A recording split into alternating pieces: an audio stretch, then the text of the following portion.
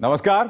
सोचिए अगर पिछले चुनावों में आपने मोदी सरकार के लिए वोट दिया हो और आज आपके सामने 14.2% बढ़ोतरी का आंकड़ा रेल के किरायों में बताया जा रहा है, तो ऐसे में आप क्या सोच रहे होंगे? क्या वाकई अच्छे दिन आ गए? जी हां, रेल के किराए में बढ़ोतरी हो गई है।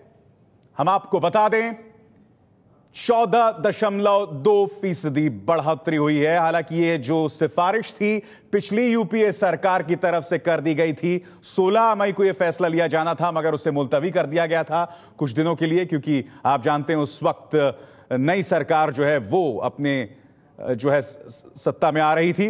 रेल बजट पेश करने से पहले यह किराया बढ़ाया गया है। आपको याद होगा कि उस वक्त, आज से 2012 में, उस वक्त जब गुजरात के मुख्यमंत्री थे नरेंद्र मोदी, तो उन्होंने आलोचना की थी पूर्व प्रधानमंत्री मनमोहन सिंह की, यह कहते हुए कि संसद को बगैर विश्वास में लिए उस वक्त जो है किराया बढ़ाया गया है। हम आपको बता दें कि 9 जुलाई को पेश किया जाना है बजट, रेल बजट।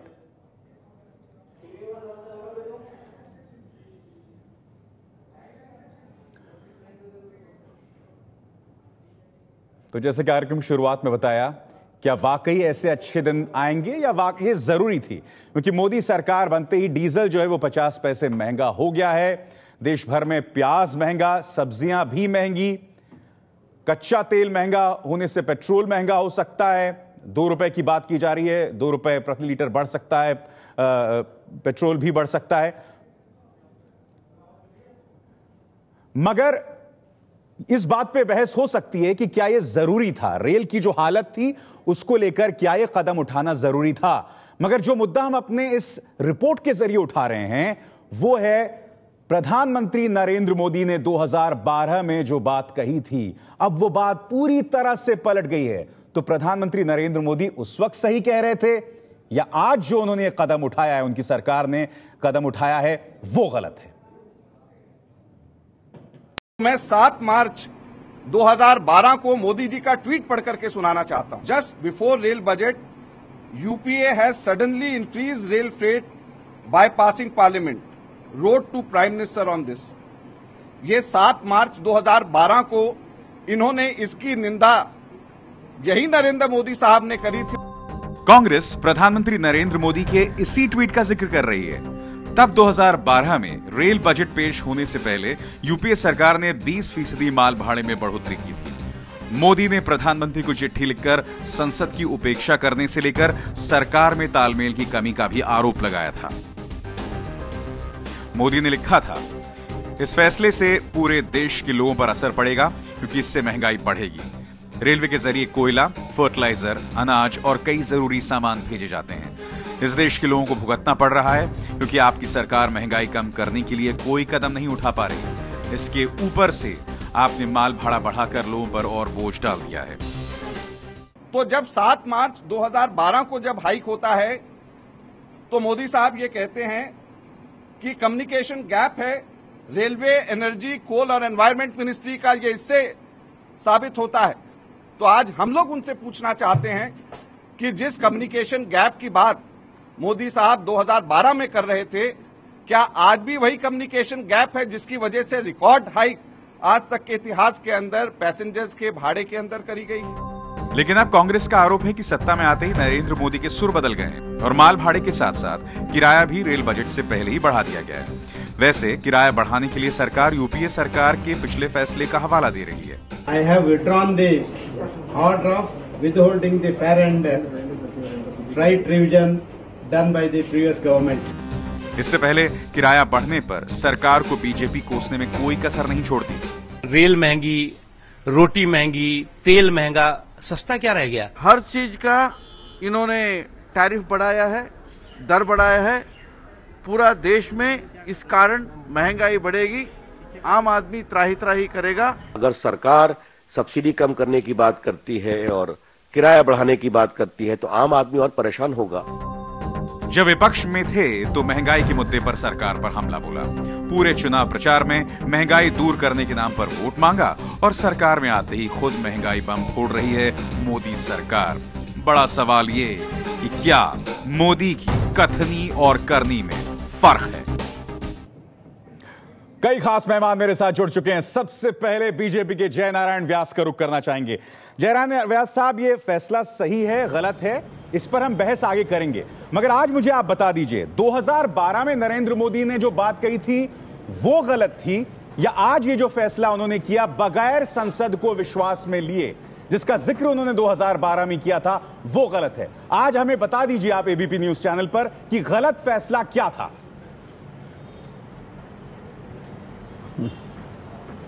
दो में से एक भी गलत नहीं है। देखिए, कोई भी नई सरकार आती है, अपने जिम्मे में कुछ कैरी ओवर बैगेज आता है।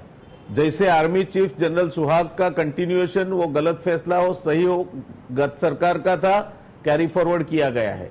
जैसे सुप्रीम कोर्ट में हलफनामा ब्लैक मनी के लिए दिया गया, नहीं, वो गत सरकार का था, कैरी फॉरवर्ड करने का इस सरकार के लिए जरूरी समझा था। ये देखिए, ये कैरी ओवर नहीं, मैं आपको बता रहा हूं, स्पष्ट कहा उन्होंने जो ट्वीट किया था, देखिए उन्होंने जो ट्वीट कि संसद को विश्वास में मैं आपके साथ सहमत होता, लिए बगैर ये फैसला लिया गया है। अब वही बात इस बार भी की है मोदी सरकार ने, तो क्या मैं मानूं? मैं आपके साथ पूर्णतः मैं आपके साथ पूर्णतया सहमत होता अगर ये सरकार ने 1 साल किया होता और अपने खुद के दायरे की बात में ये बात लेके उन्होंने अगर बाईपास करके पार्लियामेंट को ये किया होता। हकीकत ये है कि 16 मई 2014 को ये फैसला लिया गया था। 20 मई 2014 को ये फैसले का नोटिफिकेशन भी रेलवे ने तैयार कर लिया वो हम था। सब जानते हैं जयनारायण व्यास जी, रोका गया था। मैं आपसे कह रहा हूं, क्या आप 9 तारीख का इंतजार नहीं कर सकते थे? तो जयनारायण व्यास जी, क्या आप 9 तारीख का इंतजार नहीं कर सकते थे? आप मौका तो दीजिए। रेल बजट का इंतजार नहीं कर सकते थे? कहां पार्लियामेंट बाईपास हुई? मैं वही तो आपसे कह रहा हूं। नहीं, आप सुनिए, कहां पार्लियामेंट बाईपास हुई? 8,000 करोड़ का बोझा डालने का नहीं है। आप सुनिए, एक सरकार जो जाती है, it's governments are in continuum. अगर इंटीरियम रेल बजट में एक बात सरकार ने पार्लियामेंट के सामने रखी है, पारित की गई है, उसका ये सिर्फ न सिर्फ इसके आगे का कदम है, उसके पीछे जाने का कोई नौबत नहीं आती है। तो ये बात तो तय थी जब इंटीरियम बजट तय हुआ था, जब इंटीरियम बजट पार्लियामेंट में आया था, जब इंटीरियम बजट पारित किया गया था। इसका मतलब ये महज स्लोगन नहीं, कोई सियासत का प्रश्न नहीं होता है, ये कैरी ओवर बैगेज है। नहीं, वो और जयनारायण व्यास जी, कैरी ओवर बैगेज है जो गत सरकार ने पार्लियामेंट में इंटीरियम बजट में पास किया था। नारेबाजी थी महज, यानी कि सिर्फ नारेबाजी थी उस वक्त। ये जो तमाम बयानात आ रहे थे, मैं नहीं मानता ये, मैं आपको कह रहा हूं, मैं फिर से कह रहा हूं आपको, मैं आपको फिर से कह रहा हूं कि मैं ये बात जरूर मानता अगर अगली बार ये सरकार का 1 साल खत्म होने के बाद जब बजट आने के पहले अगर इन्होंने किया होता तो मैं जरूर मान लेता है, मगर ऐसा नहीं है। ये कैरी ओवर बैगेज है। इंटीरियम बजट में बताया गया था, इंटीरियम बजट के तहत 16 मई को इसका नोटिफिकेशन इशू हुआ था। आप पर लग रहा है मीम अफजल साहब कि आपकी सरकार की पॉलिसीज के कंटिन्यूएशन में यह हुआ है, यह फैसला लिया जा चुका है, लिहाजा यह फैसला लेना जरूरी था। जयनारायण व्यास जी से मैं ये बात पूछूंगा, अगर उन्होंने हमारी कंटिन्यूएशन में ये फैसला लिया है तो क्या आज की सरकार हमारी सरकार की कार्बन कॉपी है जिसके लिए देश के लोगों ने वोट दिया था? और अगर ऐसा है तो जयनारायण जी का मैं शुक्रिया अदा करूंगा। उनको ये भी कह देना चाहिए कि पिछली सरकार ने जो फैसला लिया था वो बहुत शानदार था, बहुत अच्छा था और देश के लोगों के लिए बहुत फायदेमंद था। जरा सा ये भी कह दे तो अच्छा है। बिल्कुल। जयनारायण व्यास जी, मेरा आपसे सवाल यह है, सिर्फ रेल किरायों को लेकर फैसला नहीं है, नीम अफजल पाकिस्तान को, मेरा सवाल सुन लीजिए। नीम अफजल साहब, बहुत विनम्रता से मैं कहूंगा, नीम अफजल साहब, जी, मैं बहुत विनम्रता से कहूंगा कि ये फैसला जब बजट, जो इंटीरियम बजट पारित किया जाता है, संसद में पारित किया जाता है, ये संसद का फैसला है। ये हम आपके गत सरकार का फैसला नहीं, संसद के फैसले का सम्मान हर सरकार को करना होता है। तारीफ की थी उस वक्त क्या? अगर आने वाली सरकार है, संसद का फैसला, संसद के बाहर अगर क्या आपकी पूरी, देखिए हम हमारे बजट की तारीफ करने नहीं, आज भी तारीफ कर दीजिए ना, कहिए ना पिछली सरकार का फैसला गलत था, पारित हो जाता है, वो कायदा बन जाता है। दोनों में से एक बात तो बोलेंगे ना आप? नहीं, दोनों बातें नहीं हो सकती। जयनारायण व्यास जी, वो सही था, दोनों बातें नहीं, हो हम सकती। बताएंगे, समय आने पे बताएंगे। भाई, या तो हमारा फैसला गलत होगा, संसद में या कही हमारा है। फैसला सही होगा। लालू प्रसाद जी के समय आप में दोनों में से एक रेलवे, बात कह दीजिए। देखिए आपने सही गलत की बात में नहीं, मैं बताता हूं आपको। आपने तो इस पूरे देश को गुमराह किया था लालू प्रसाद जी के समय में, जब लालू प्रसाद ने रेलवे को बहुत बड़े धड़ल्ले गुमराह नहीं कर रहे हैं ना, प्रॉफिट तो सही बताई बता दीजिए थी, ना। और बाद में जो मिसमैनेजमेंट बता दीजिए। आप ओनअप कह करते दीजिए हैं कि क्या? हमने गुमराह किया था, नहीं, तो आप क्या कर रहे हैं? नहीं नहीं, आप ओनअप करते हैं क्या कि लालू प्रसाद ने? नहीं, अब आप नहीं इतिहास नहीं, में जा रहे हैं। मैं आपको आपकी बात पूछता हूं कि लालू प्रसाद जी ने तो बोला था कि रेलवे मुनाफा करती है। बहुत लंबा आप है। इंटीरियम बजट में कहते अभी हैं कि तो देश में 26,000 चीजें करोड़ महंगी रुपए हुई की हैं, अभी पैसेंजर मोदी जी की सब्सिडी लगती तकरीर भी है। महंगी हो क्या जाएगी। लालू प्रसाद सही सुनने थे को या नहीं आप मिलेगी, सही बता है? रहा हूं आपको मैं। मीम अफजल साहब, एक सवाल मैं पूछना चाहूंगा जयनारायण व्यास जी से। जयनारायण व्यास जी, मेरा एक सवाल सुनिए। मेरा सवाल सुनिए, आप मत करें। ये जो आप बैगेज है आपका है। सुनिए ना, मेरी बात तो सुनिए। मेरा एक बहुत सीधा और सरल सवाल है आपसे। रेल किरायों को लेके आपने वही किया जो कि पिछली सरकार की सिफारिश थी। आपने सरकार इन कंटिन्यूएशन की बात की। नंबर एक, पाकिस्तान को लेकर भी आप वही कर रहे हैं। फिर से आप विदेश सचिवों कह रहे हैं कि वो बातचीत करें, फिर से आप कह रहे हैं कि ट्रेड बहाल हो, यानी कि आप वही काम कर रहे हैं जो पिछली सरकार ने सिफारिश की थी और उस वक्त आपने उसकी आलोचना की थी, उसका विरोध किया था। तो मेरा सवाल आपसे यह जयनारायण व्यास जी कि ऐसे में आपने जो पूरा कैंपेनिंग चलाया चुनावों के दौरान, वो महज चतुर स्लोगनेरिंग थी, इसके पीछे राजनीतिक तर्क नहीं थे। अब आप कर रहे हैं गवर्नेंस और स्लोगनेरिंग में बहुत बड़ा फर्क है। देखिए आप आम और आलू को दोनों को एक टोकरी में रख के मुझे फरमा रहे हैं कि मैं आम को आलू बोलूं या आलू को आम बोलूं। बिल्कुल नहीं कह रहा हूं। आप आलू है या आम है? पारित किया था संसद ने पाकिस्तान के साथ की पाकिस्तान के साथ की जो पॉलिसी मैटर है, ये एक फर्क है। जो कैरी ऑन और कैरी फॉरवर्ड डिसीजन सरकार करती है और अगली सरकार के फैसले जो संसद ने पारित किए, नोटिफिकेशन इश्यू हो चुका था 20 मई को। होता ना, मैं नहीं कहता कि हम कुछ नया कर रहे हैं। आपने उस वक्त यही रवैया अपनाया था। चलिए, मैं अपने और पैनलिस्ट को भी शुमार करना चाहूंगा। शंकर, देखिए वो हमारे मेरे साथ जुड़ रहे हैं। जयनारायण व्यास, मैं आपके पास आऊंगा। शंकर अय्यर, मैं आपसे जानना चाहता हूं, हम एक ऐसे रेल मिनिस्ट्री की तरफ देख रहे हैं जहां साल 2002 से लेकर 2013 में पैसेंजर फेयर्स में हम 5 गुना ज्यादा नुकसान, पैसेंजर सीरीज में बात करें तो 5 गुना ज्यादा नुकसान की हम बात कर रहे हैं। अगर हम जो जिस तरह के सब्सिडी दी जाती है उसमें 26,000 करोड़ रुपए वो पहुंच चुकी है। तो क्या ये कदम जरूरी था? नहीं, बिल्कुल ज़रूरी था, क्योंकि अगर आप 10 साल पैसेंजर फेयर नहीं बढ़ाएंगे और फ्रेट पे, तो आप रेलवे की सेफ्टी और कई सारे मुद्दों पर रेलवे को डैमेज कर रहे हैं। इसलिए वो ये सब कदम लेना था। मुद्दे की बात यह है कि आज हूबहू रेलवे बजट पेश हो गया है। आपने पैसेंजर फेयर इंक्रीज कर दिए और फ्रेट इंक्रीज कर दिया, और ये कहना कि वो पहले वाले गवर्नमेंट की कंटिन्यूम है। तो मैं जानना चाहूंगा कि 16 को रिजल्ट आए, 28 को आपने शपथ लिया, 29 को क्यों नहीं लिया ये कदम? तो आप 20 तारीख तक क्यों रुके? और अगर 20 तारीख तक आप रुके तो 9 तारीख तक क्यों नहीं रुक सके?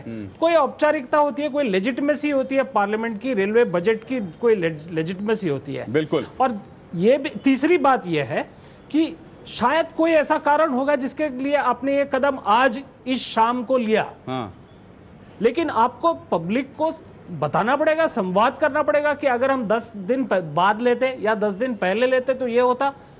आपको मतलब कोई एक्सप्लेनेशन का कोई लॉजिक होना चाहिए। पूरी तरह से नदा रहे थे, मगर अशोक वानखेड़े, हकीकत ये भी है जो बात जी, हकीकत ये भी जो बात यूपीए जी बोलिए शंकर।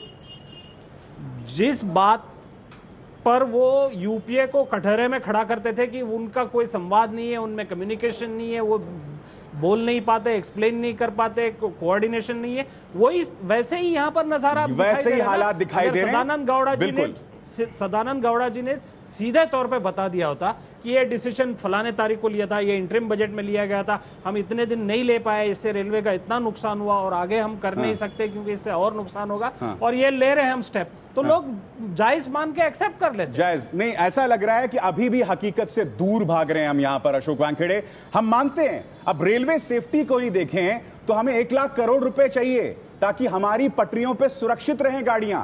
अब ये तमाम चीजें जिसे आप संबोधित करना होगा, और इस पृष्ठभूमि कम से कम इस फैसले को सही देखा जा सकता है, मगर हमें वो दोहरे मापदंड दिखाई देते हैं अशोक यहां पर। नहीं, मुझे लगता है अभी कि अभिसार हमें ये बात को याद रखना चाहिए कि अभी सरकार बन गई है, तो अभी तक जो डिस्कशन चल रहा है या हमारे कांग्रेस के मित्र और या भाजपा के जो हमारे प्रवक्ता है, ये मुझे लगता है अभी भी चुनावी मोड में है और आरोप और प्रत्यारोप का दौर चल रहा है। सवाल ये है, ये बड़ा थोड़ा सा टेक्निकल मामला है और मुझे लगता है शंकर जी इसको और ज़्यादा टेक्निकली समझा पाएंगे।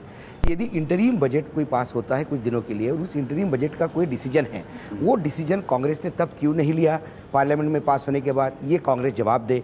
उन्होंने उसको पॉलिटिकलाइज्ड किया, तो उन्होंने रेलवे की सेफ्टी, रेलवे के लॉसेस और देश का जो विकास का जो मॉडल है मैं उससे कॉम्प्रोमाइज करते हुए अपने वोट बैंक की तरफ ख्याल दिया। मोदी आए, मोदी ने आते सी जब अभी गोवा से जो उनका भाषण था, उन्होंने कहा कि कड़े फैसले लेने पड़ेंगे। मुझे लगता है संकेत दिए थे, ये कड़े फैसलों की एक कड़ी है।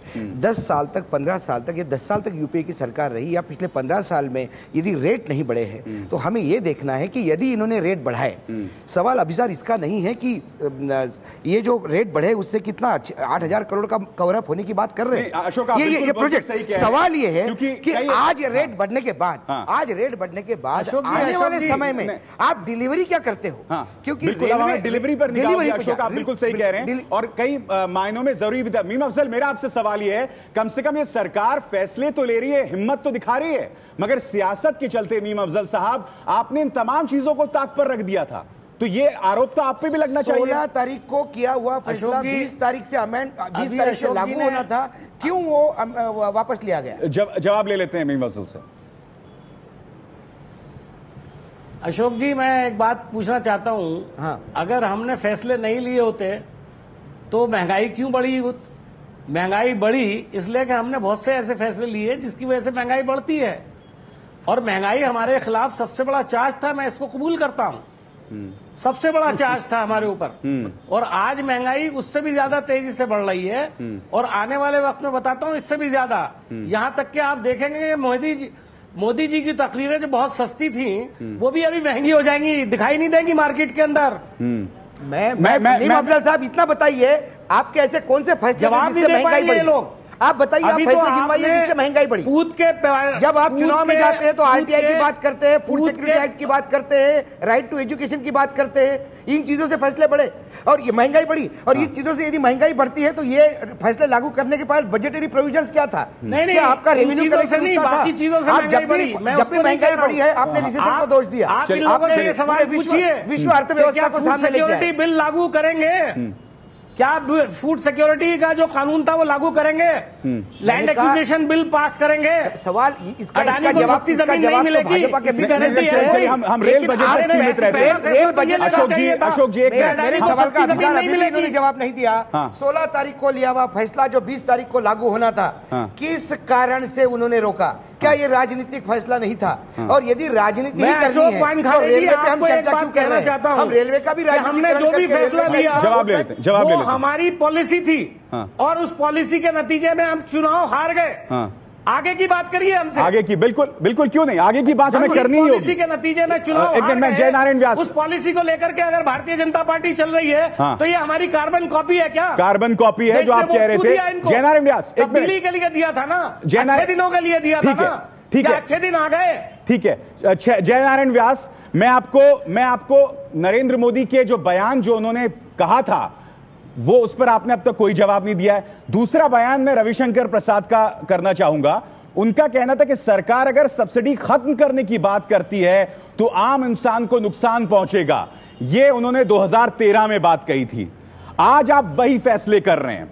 मैं मानता हूं, चलिए हो सकता है एक्सपर्ट्स के लिहाज से जो इस वक्त रेलवेज की हालत है ये कदम जरूरी है, मगर मैं फिर से कह रहा हूं, ये दोहरे मापदंड हैं बीजेपी के, और संभवतः इन्हीं स्लोगनेरिंग के आधार पे आप चुनाव तो जीत गए, मगर अब आपको गवर्नेंस पता चल रही है, अब आपका तेल निकल रहा है।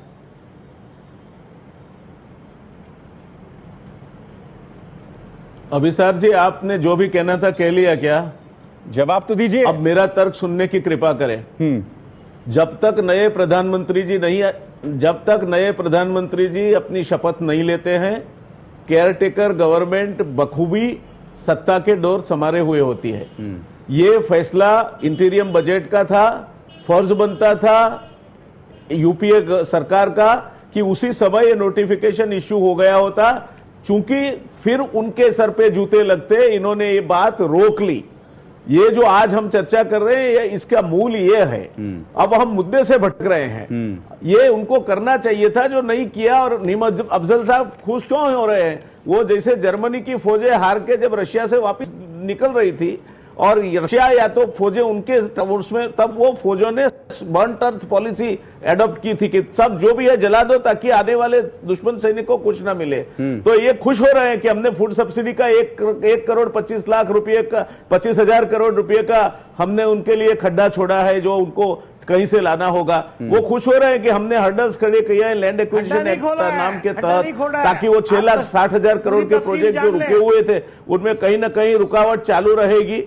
आप देखिए नीम अफजल साहब, आप जल्द खुश हो उठते हैं, जल्द ही इतने उत्तेजित हो उठते हैं। आप अभी भी छटपटा रहे हैं। देखिए सत्ताएं बदलती रहती है, लोकशाही व्यवस्था में सत्ताएं किसी के पास कायम नहीं रहती। जयनारायण व्यास की इस बात में दम तो है नीम अफजल साहब। सरकार ये जयनारायण व्यास की इस बात में दम तो है। जिम्मेवारी थी, अभी फूड सिक्योरिटी बिल के से भी वापस होने वाले आपकी सरकार की जिम्मेवारी थी। आप ये कर जाते, के लिए कोई काम करोगे या नहीं करोगे? देखिए वो मैं नहीं कहता, मैं तो आज की चर्चा का दायरे में सीमित रहना चाहता हूँ। नीम अफजल साहब, ये जो इंटीरियम बजट का फैसला था, 1,20,000, देखिए आप इसमें वो किसी अलग समय पे हम चर्चा कर लेंगे। चलिए किसी अलग समय पे। चलिए आपने जिस तरह की अर्थव्यवस्था छोड़ी है, 4-4.5% पे वक्त इतना ही बहुत ग्रो कर रहा है। जयनारायण व्यास साहब, नीम अफजल साहब, अशोक और शंकर, आप सबका बहुत बहुत शुक्रिया। और कार्यक्रम की शुरुआत में हमने जो पहला सवाल किया था वो यही किया था कि 2012 में उस वक्त गुजरात के मुख्यमंत्री थे नरेंद्र मोदी, तो उन्होंने कहा था कि इतना बड़ा फैसला सरकार ने लिया और संसद को विश्वास में लेकर नहीं लिया। आज उसी की पुनरावृत्ति हुई और यही वजह है कि क्या ये दोहरे मापदंड थे और क्या प्रधानमंत्री नरेंद्र मोदी की कथनी और करनी में फर्क है।